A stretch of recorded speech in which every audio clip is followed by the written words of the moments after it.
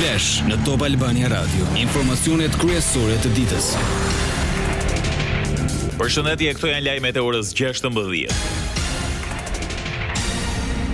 Kreu i SPAK, Klodian Brahu, zhvilloi takimin e parë me gazetarët ku bëri një bilanc të punës nga 1 janari deri më 15 korrik 2026. Brahu deklaroi se hetimi për ish zëvendës kryeministre Belinda Balluku është çështja me prioritetin më të lartë, ku theksoi se 9 agjentë të BK-s janë angazhuar në terren për këtë çështje. Brahu bëri të ditur gjithashtu se SPAK ka hetuar 16 zyrtarë ish zyrtar dhe ka sekuestruar rreth 440 milion euro pasuri. Kreu i SPAK deklaroi se autoritetet shqiptare kishin lokalizuar për javësh biznesmenin Ermal Beqiraj të arrestuar në Francë në kuadër të dosjes Akshi. Brahu tha se hetimet janë zhvilluar në bashkëpunim me autoritetet franceze dhe njoftoi se SPAK do të kërkojë sekuestrimin e avionëve dhe pasurive të tjera të Beqirajt, ndërkohë kanë nisur procedurat për ekstradimin e tij drejt Shqipërisë.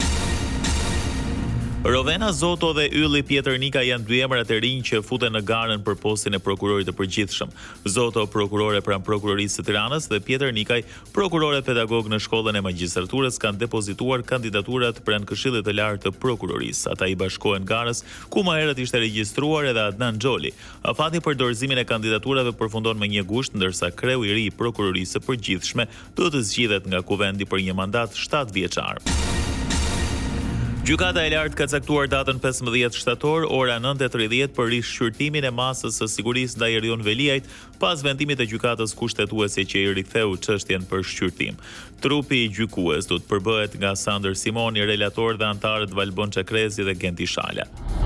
Kushtetuesja kërkoi që të argumentohet nëse arresti me burg është masa e vetme e përshtatshme. Veliaj ndodhet në paraburgim prej shkurtit 2025 dhe akuzohet nga SPAK për korrupsion e pastrim parash, akuza që ai i mohon. Top Albania Radio.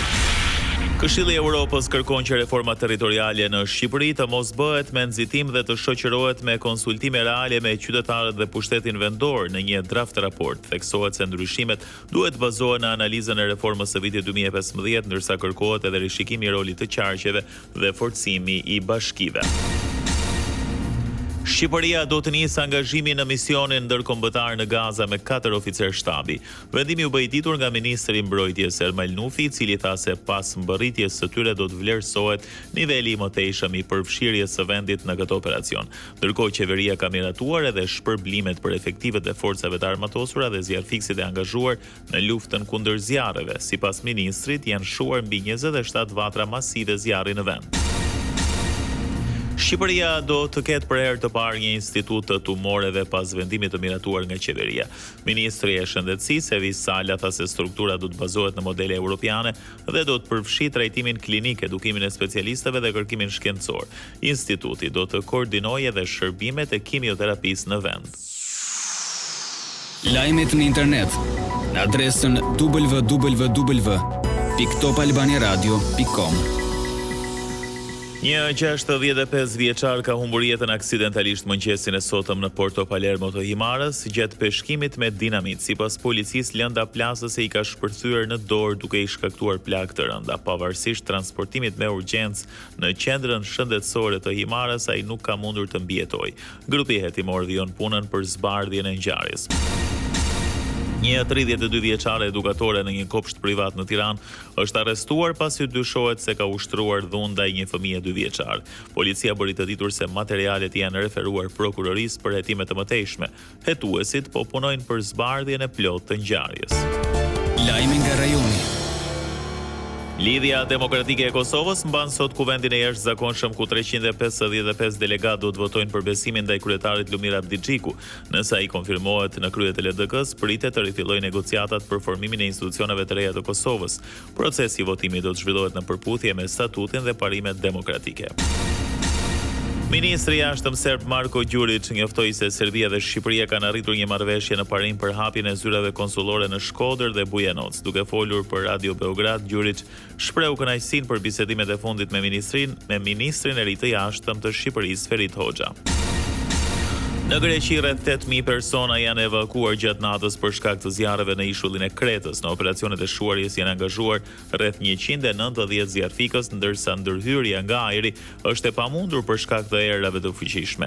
Një zjarrfikës është plagosur gjatë operacionit, ndërsa 3 të tjerë raportohet se kanë humbur jetën. Lajme nga bota.